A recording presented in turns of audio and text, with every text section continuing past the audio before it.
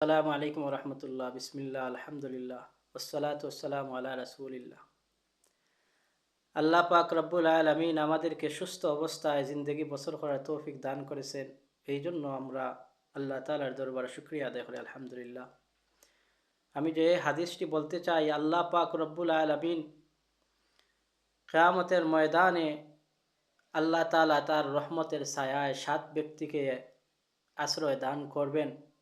হাদিসের কিতাব সহিহ বুখারী শরীফের 660 নম্বর হাদিস।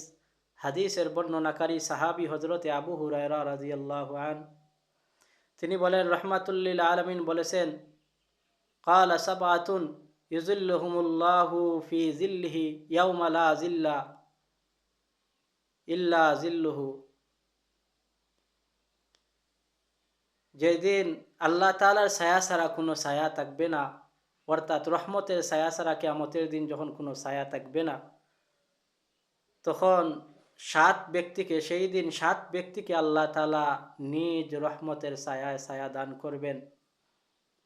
এর মধ্য থেকে একজন হইল আল ইমামুল আদিল, ন্যায় পরায়ণ শাসক। 2 নম্বর হইল ওয়াশাবুন নাশা ফি ইবাদাতি রাব্বিহি, সেই যুবক যার জীবন গড়ে উঠেছে আল্লাহ তাআলার ইবাদতের মধ্য দিয়ে।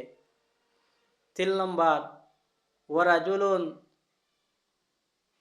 কালবুহু মুআল্লাকুন ফিল মাসাজিদ, সেই ব্যক্তি যার অন্তর মসজিদের সাথে সম্পৃক্ত রয়েছে। 4 নম্বর ওয়ারাজুলানে তাহাব্বা ফিল্লাহি ইজতামা আলাইহি ওয়া তাফাররাকা আলাইহি, সেই 2 ব্যক্তি যারা পরস্পরকে ভালোবাসে আল্লাহর ওয়াস্তে, তারা একত্রিত হয় আল্লাহ তাআলার জন্য, পৃথক হয় আল্লাহ তাআলার জন্য। 5 নম্বর ওয়ারাজুলুন তলাবতুহুম রাআতুন যাতু মানসিবিন ওয়া জামালিন ফাকালা ইন্নী আখাফুল্লাহ,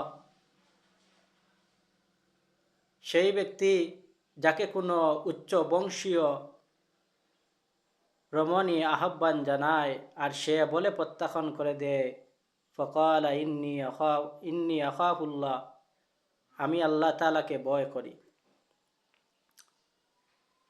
6 নম্বর ওয়ারাজুলুন তাসাদ্দাকা ওয়া আখফা হাত্তা লা তা'লামা শিমালুহু মা তুনফিকু ইয়ামিনুহু, ওই ব্যক্তি যে এমনভাবে গোপনে দান খয়রাত করে, তার ডান হাতে যা খরচ করে বাম হাতে তা জানে না। 7 নম্বর ওয়ারাজুলুন যাকারাল্লাহা খালিয়ান ফাফাদাত আইনাহু, সেই ব্যক্তি যে নির্জনে আল্লাহ তাআলার জিকির করে, ফাফাদাত আইনাহু, ফলে তার চক্ষুদ্বয় হতে অশ্রু দ্বারা বইতে থাকে। ওয়া মা আলাইনা ইল্লাল বালাগ।